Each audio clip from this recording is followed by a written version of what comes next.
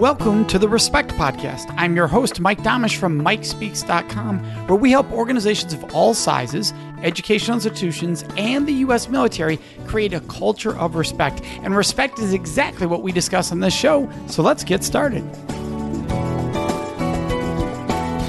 Very excited to have on today someone that I've known for a while in the work that we do, and that is Dr. Chris Kilmartin. Now, Chris is an emeritus college professor, consultant, performer, and trainer. He is the author of 4 books on men and masculinity and has been doing violence prevention work for more than 25 years. So, Chris, thank you so much for joining us. My pleasure.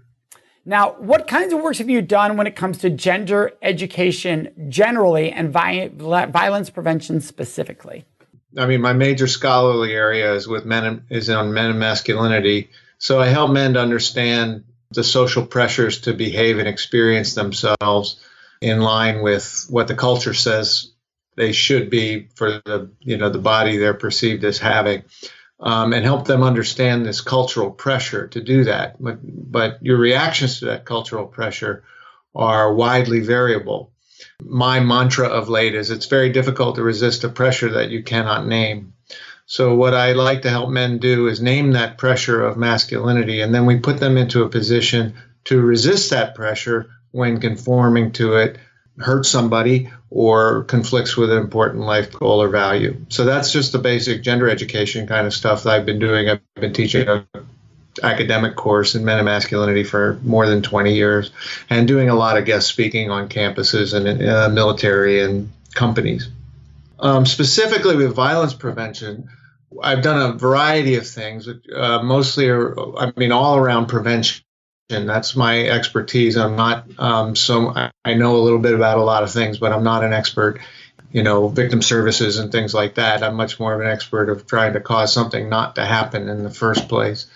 And that is around leadership skills for setting the right tone in your organization, to make sexual assault and harassment less likely, and also bystander intervention, getting people to step up when they hear dangerous attitudes or view problematic kinds of situations and help them learn what they can do and how they can help to prevent the problem.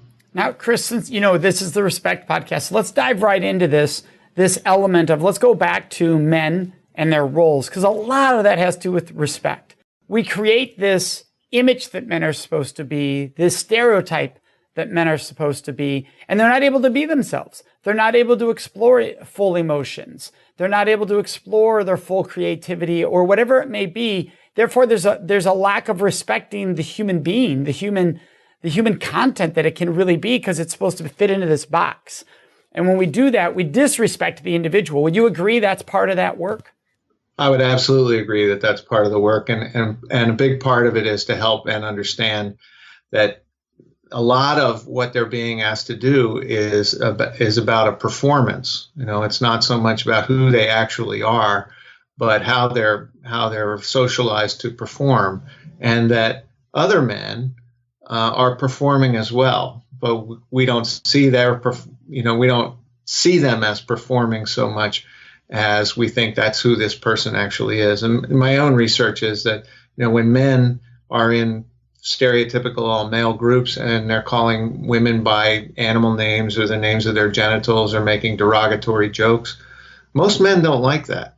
But the problem is that they overestimate how much other men do like it. So it's like laughing at a joke that you don't think is funny. If I watched you laugh at that joke, I would think you thought it was funny, unless you let me in on your private reaction, which, as we know, most men are not exactly famous for doing. And so why now? And I absolutely agree with you. If we can respect the person inside the man and not expect him to be this machine, then lots of things become possible. And lots of people are doing that kind of work. And why men? Some people may be listening going, why men? I mean, they're the ones with the privilege. They have it so much easier. Why focus on men? Yeah, I don't think you necessarily have to focus on men. That's just where my work is focused. But I think that, if we as a group have obviously much greater levels of privilege and power than women as a group, although they're great individual variation among men and among women, then we can make a difference. And there are lots of, majority of men are really good people, but they've been underinvolved in this work. And so if we can mobilize, if we can amplify the healthy voices, that we have a role to play, and I think that anytime, that the group that's in privilege has sometimes a different kind of role to play. We need men to step up and fight sexism, just as we need heterosexual people to fight homophobia.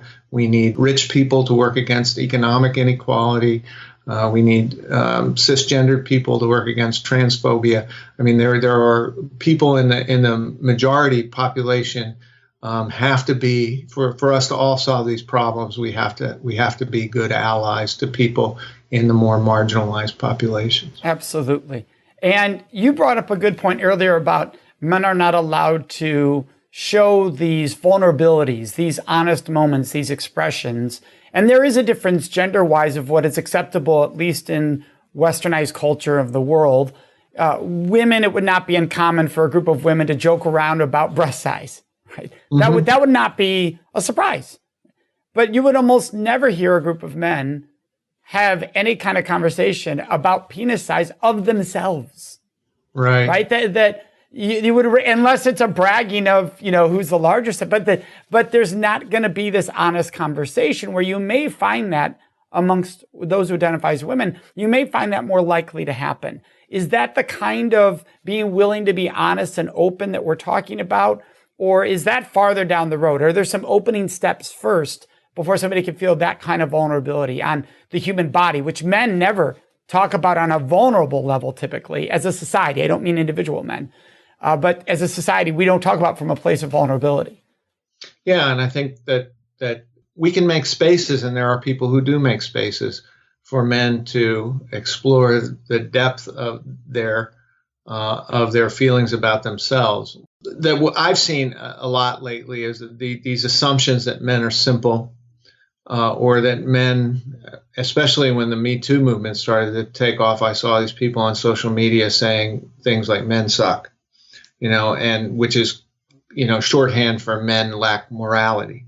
And so if we embrace the sense of ourselves as being simple and lacking morality, then we're incapable of that kind of work. But most men are good people who are complex. And the other part about men suck or men are simple is it lets us off the hook, because if we're simple or we're immoral, then whose job is it to make the world a better place? We're leaving it up to women as if they don't have enough to do already. So we need to redefine men as being complex, as being fair-minded and caring, and explode this myth of men as simple and immoral. And we as men have to then uphold those values, right? That if we're going to say we're complex, we need to show complexity. We need to display complexity. If we're going to say we're caring, we need to show caring. And that becomes critical to this for the general society to believe, those who've been taught men are bad, for them to believe anything else, they have to see something else. When we're hearing men are bad or men are cruel, it's because somebody caused that pain to that person, and often way more than one. So there's a track record of men being bad in that person's life. And what we have to understand as men is don't take it personal. When person A over here says all men are bad, what you should step back and go is, wow, the amount of men that must have created that impact. And how sad that is that so many of my gender could cause that. And that's what we should recognize, not how dare they blast me in with everyone, which is, I think, the most defensive reaction we see, and we've seen it a lot in the Me Too movement. Now I'm looped in with everybody else. Now we're all rapists. And that's not what people are saying. Right. And I absolutely agree that I think that the defensive reaction is quite common, and part of, just the way that we think culturally about men and women. I mean, we have this term, the opposite sex. Men and women are not opposite, or the battle of the sexes, where, 90% of the combatants are allegedly in love with and having children with the enemy. when we hold these kind of adversarial kind of beliefs about men and women, and somebody says that men are bad, then we think, we've got to defend ourselves. And because and a lot of people believe that as women gain power, that men will lose it. And it's just not true, that power is not a zero-sum game. We can enhance each other's power. So once we start to see men and women on the same team, and we understand how much pain many men have caused to women and other men for that matter, then we can start to understand. I mean, I don't like male bashing any more than anybody else, but I sure as hell understand where it comes from. If you don't like it, really, I think the most enlightened response is to do what you can to stop it. In the Me Too movement, since we brought it up, how do you think that is impacting this kind of work, this kind of enlightening, and just our society as a whole? It has certainly, I think, increased the credibility of women and men who have come forward and have said that people have mistreated me sexually, either with harassment or assault. It has, I think, increased the empathy of some men, not all men, for women, because I think that part of what we see around sexual assault and harassment is rampant kind of victim blaming, that these were women who behaved badly and they kind of got what they deserved, and that these are bad women who have been victimized, and the good women that I know, the women I know and love. Well, once the Me Too movement started, if you were paying any attention at all, you're like, wow, all of these women I know, all these women, these friends of mine, these people I love, these family members have been victimized, then that breaks down that kind of sense of victim blaming, and I think increases empathy.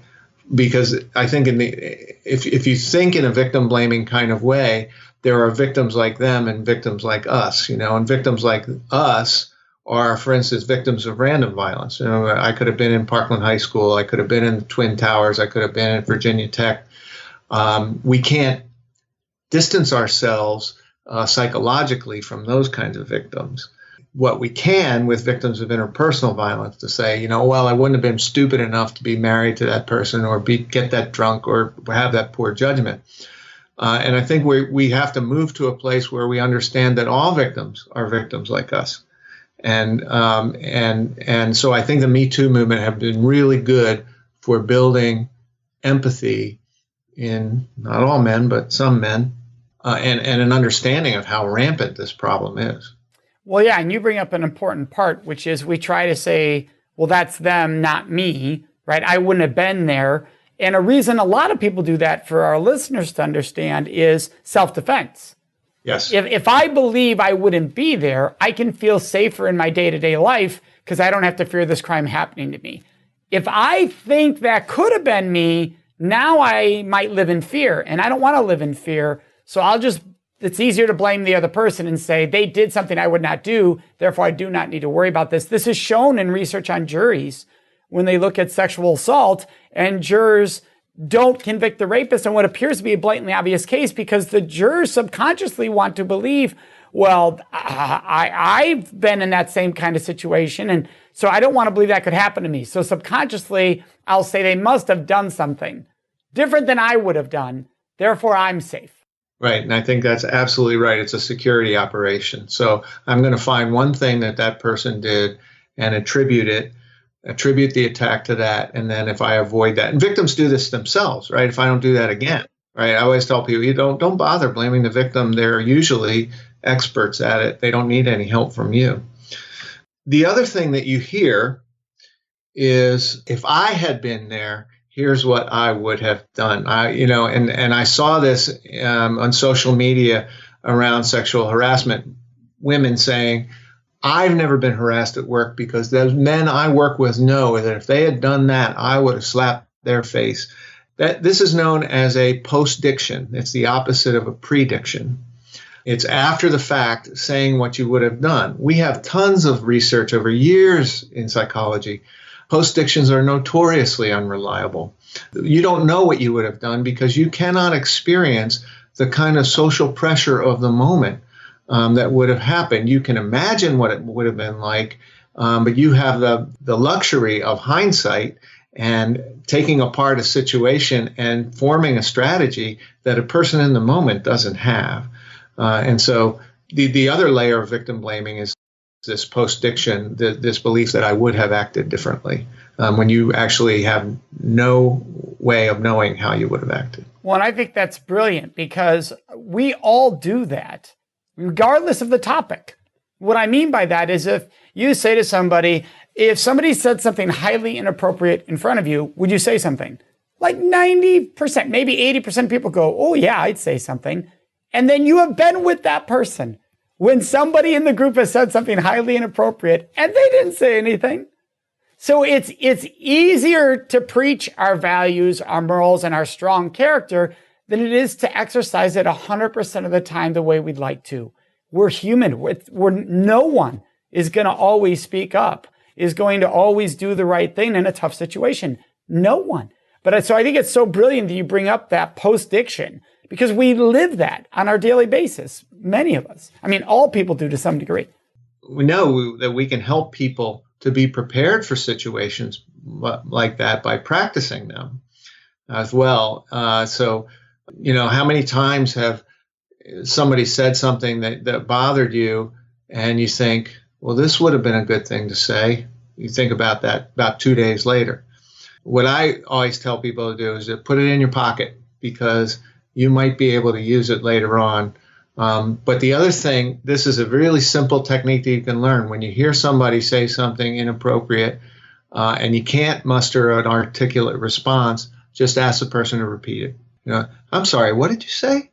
And then the person's like, often people will say these kinds of things without really thinking, just off the cuff. And when you ask them to repeat it, then they have to repeat it very consciously, and they may feel uncomfortable repeating it, in which case you've educated them to how their behavior was inappropriate.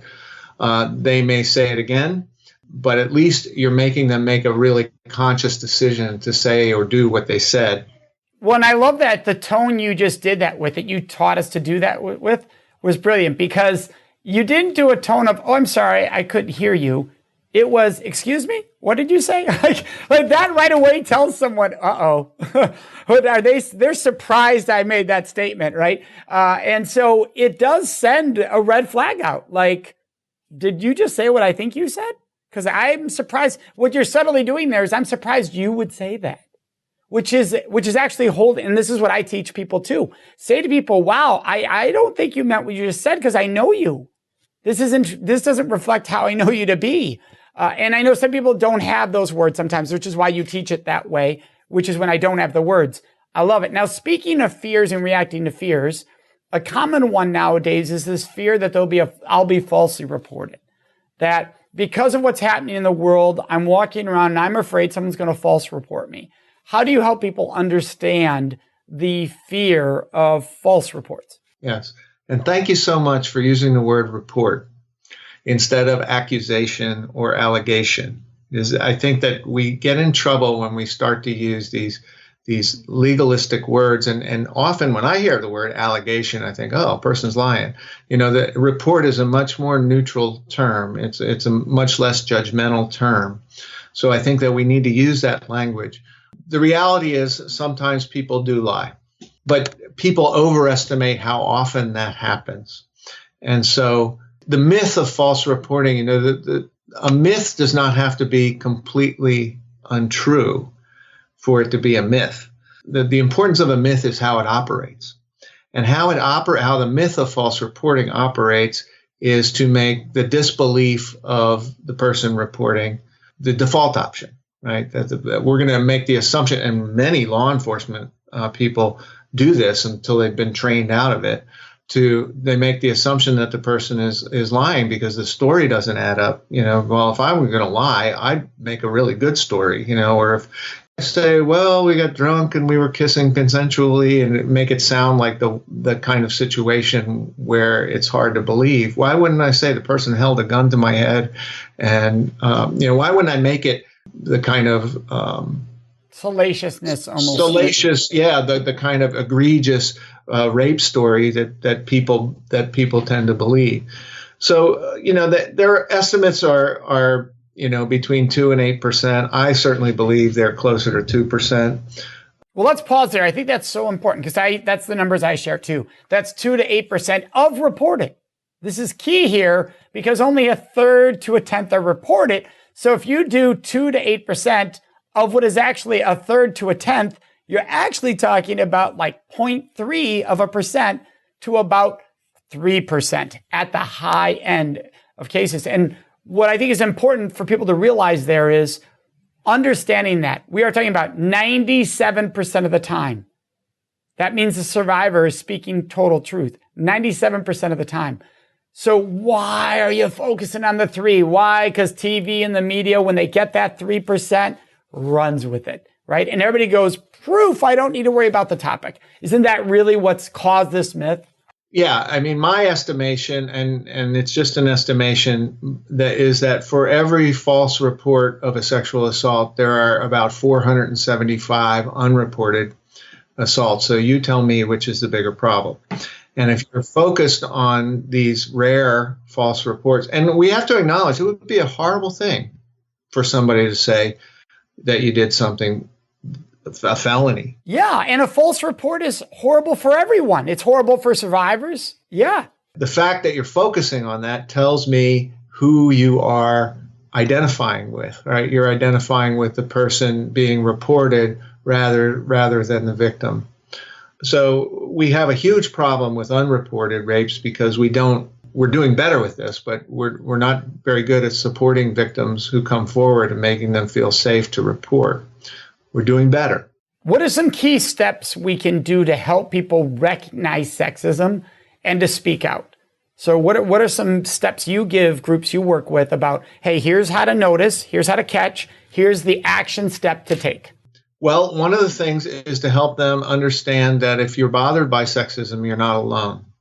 And this is especially true with men. Men are often comparing their inner experience with other men's performances. As I said, when somebody says something sexist, most men are bothered by that, but they think they're alone in that. I show them age-old social psychological research on conformity and how and once you perceive an ally and you talk with other men, does this bother you? It bothers me. Then you start to feel supported coming forward. So there's the noticing the event. These are the classic social psychological intervention steps, right? Notice the event, define it as a problem, take responsibility for doing something about the problem, decide what you're going to do, and do it. If you're an EMT and you see somebody clutch their heart and fall to the ground, you go through those 5 steps in about a half a second because you've been trained to do it and you've thought about it. So we help people understand that sexism and how sexism harms everybody, not just women. Then we mobilize the good guys and we amplify their voices. So that's the attitudinal part, of course. And then there is the skill part. It's interesting, too, part of the research that we did is we brought men into our lab and we showed them statements. We say, you're in a situation where another man says this sexist thing and you're offended. And we didn't say if you're offended. We say, and you're offended. So what we want you to do is construct, a challenge to that. And so we give them practice at it, right? And then we had them write a letter to a man. So we look to our attitudes to shape our behavior, but what is less obvious is that we look to our behavior to shape our attitudes. So if we can get people to behave in the direction of the attitude, that's going to increase the attitude. So for instance, men who are asked to role play being an advocate for a woman bringing a sexual harassment complaint at a company become more sympathetic to that, to the problem. Sexual harassment. So we're working both sides of the street. We're inside out, attitude to behavior, but also outside in, behavior to attitude. I love this idea for everyone to think, if I were to sit down, what are situations that I've been in that made me uncomfortable? Right. And then to write out what are possible responses I could have, precise language that I could have used in that moment. So like you said earlier, I've got it in my pocket. I think that's so usable, right? It's so implementable. We can all do that. And Chris, you have 3 books you really recommend. You know, I always ask everyone on the show to give me books that they recommend. And you had 3 you shared with me. And that was Our Guys by Bernard Lefkowitz. And then The Trouble with Testosterone by Robert Sapolsky. And then Sandra Byrne's The Lenses of Gender. Why those 3? You know, I think that we need to have gendered and social context for this problem. So Sandra Bem's Lenses of Gender is just, she doesn't talk about violence at all that I can remember in that book, but it's a formidable intellectual piece of work that changed the way I think about gender and how we grow up with it and how we can learn to be conscious of it. It's a great book for that regard. Sapolsky's book, actually, the title of the book, it's a collection of essays. Sapolsky's world's foremost endocrinologist. He's an amazing biologist. And so often people biologize male aggression and gender, and testosterone is usually the culprit. An issue with that because, you know, I've got plenty of testosterone and so do you, and so do most every man we know. And vast majority of us are not violent. So if it's not a straightforward kind of pathway. Sapolsky is brilliant. And by the way, this is a collection of essays on various biological topics. So we're talking about the trouble with testosterone is only like a 4-page thing. That's one of the essays. But he liked it well enough that he decided to name the book after it. And he explains the biology of it. And what Sapolsky is really good at is to take complex science and explain it to people who don't necessarily have a really good science background without dumbing it down. So that's a brilliant essay. Our Guys is about the gang rape of a developmentally disabled girl in a privileged community in New Jersey. And I think the power of that book is that Lefkowitz talks about these boys who did this horrible thing, but also looks at how the community enabled them. And I think that's brilliant. And also, by the way, speaking of Sapolsky, if you're interested in the biology of things, I highly recommend Frans de Waal's book. He's the world's foremost primatologist. And one of the things you hear in the culture often is this alpha male language. De Waal explains, that the stereotype of the alpha male is a bully, right? There's somebody who gets what he wants through intimidation, violence, threat of violence. And there are primates who do that. But the most successful primates are actually what he calls populists, that they aid in food sharing in the group. They break up fights. They're loved. They're leaders, and so we think of, that this is the only way for men to gain power. Well, the bullies in primate troops, they don't last very long because other animals form coalitions and overthrow them. He helps us understand through our closest, animal relatives, what is true about human nature and what is not. Well, I think the irony of talking about the animal world and the dogs are speaking out there at the same time at your house. Yeah. So that's ironic. It sounds like brilliant. So we'll have the links to all those for the listeners right now. You'll find those in the show notes, either iTunes or on our website. You'll also be able to find Chris at chriskilmartin.com. Kilmartin is Kilmartin, just like it sounds, and Chris is CHRS. chriskilmartin.com. All will be on our website at respectpodcast.com. And for our listeners right now, remember, you can go on Facebook. We have a discussion group where you can join other people, share with other people, talk about everything Chris has said, because Chris, this has been brilliant. Now, that Facebook group is called the Respect Podcast Discussion Group. Super easy. So that's how you find it on Facebook. Chris, thank you so much for joining us today. It was my pleasure, Mike, anytime. Thank you for joining us for this episode of the Respect Podcast, which was sponsored by the Date Safe Project at datesafeproject.org. And remember, you can always find me at mikespeaks.com.